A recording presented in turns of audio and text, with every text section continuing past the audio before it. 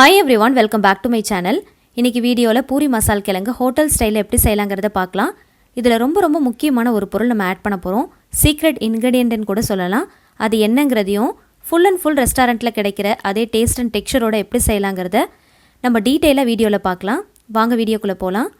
கடாயில தேவையான அளவுக்கு மஸ்டர்ட் ஆயில் ஆட் பண்ணிக்கலாம். ஆயில் ஹீட் ஆனதுக்கு அப்புறமா 1/2 டீஸ்பூன் கடுகு உளுத்தம் பருப்பு 1 டேபிள்ஸ்பூன் கடலைப்பருப்பு சேர்த்து நல்லா வறுத்துக்கோங்க. 15 பல்லு பூண்டை தோலோட சேர்த்து நசுக்கிட்டு அதையும் இது கூட சேர்த்துக்கலாம். ஒரு துண்டு நறுக்குன இஞ்சியும் ஆட் பண்ணிக்கலாம். காரத்துக்கு ஏற்றா போல் பச்சை மிளகாய் நறுக்கிட்டு சேர்த்துக்கோங்க. கொஞ்சமாக கருவேப்பிலை கொத்து சேர்த்துக்கலாம். இது எல்லாத்தையுமே நல்லா செவக்க வறுத்துக்கலாம். 2 பெரிய வெங்காயத்தை நீல வாக்கில் நல்லா தின்னாக ஸ்லைஸ் பண்ணி வச்சுருக்கேன். அதையும் இது கூட சேர்த்து தேவையான அளவுக்கு உப்பு சேர்த்து நல்லா வதக்கி விட்டுக்கலாம். 1/4 டீஸ்பூன் மஞ்சள் தூள், கொஞ்சமாக பெருங்காயத்தூள் சேர்த்து நல்லா ஒரு தடவை கலந்து விட்டுக்கோங்க. 3 மீடியம் சைஸில் உருளைக்கிழங்குல கொஞ்சமாக உப்பு சேர்த்து வேக வச்சு மசிச்சு வச்சுருக்கேன். அதையும் இது கூட சேர்த்துக்கலாம். ரொம்ப மசிச்சிடக்கூடாது, ஒன்றும் பாதியமாக மசிச்சுட்டு இது கூட சேர்த்து நல்லா கலந்து விட்டுக்கோங்க. இப்போது இதில் ஒரு முக்கியமான ஒரு இன்க்ரீடியன்ட் நம்ம ஆட் பண்ண போகிறோம். சீக்ரெட் இன்க்ரீடியன்ட் கூட சொல்லலாம். ஹோட்டல் ரெஸ்டாரண்ட்லலாம் இது தான் ஆட் பண்ணுவாங்க.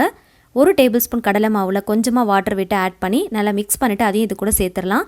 இந்த மாதிரி சேர்க்கறதுனால நல்ல ஒரு திக்கான கன்சிஸ்டன்சி கிடைக்கும்.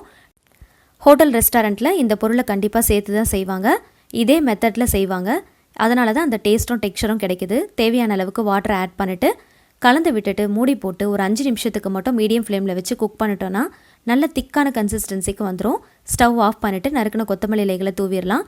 கூடவே ஃபைனலாக 2 டேபிள் ஸ்பூன் காய்ச்சி ஆற வச்ச பாலையும் ஆட் பண்ணிக்கலாம். இந்த பால் சேர்க்கறதுனால நல்ல ஒரு க்ரீமியான டேஸ்ட் கிடைக்கும். ஒரு தடவை கலந்து விட்டுக்கலாம். பூரிக்கு ரொம்பவே டேஸ்டியான பக்காவான ஒரு சைட் டிஷ் ரெடி ஆயிடுச்சு. ஹோட்டல் ஸ்டைலில் ரொம்பவே சூப்பரான ஒரு பூரி மசால் கிழங்கு நம்ம ரெடி பண்ணிட்டோம். இதே மெத்தடில் இதே மாதிரி சீக்ரெட் இன்க்ரீடியன்ட் யூஸ் பண்ணி நீங்களும் ட்ரை பண்ணி பாருங்கள். ரொம்ப சூப்பராக வரும். ட்ரை பண்ணிவிட்டு சொல்லுங்கள். வீடியோ பிடிச்சிருந்துச்சுன்னா மறக்காமல் லைக் பண்ணுங்கள். உங்களோட ஃபேமிலி அண்ட் ஃப்ரெண்ட்ஸ் கூட ஷேர் பண்ணிக்கோங்க. சேனலை சப்ஸ்கிரைப் பண்ணிவிட்டு தொடர்ந்து சப்போர்ட் பண்ணுங்கள். Thank you so much. கீப் வாட்சிங்.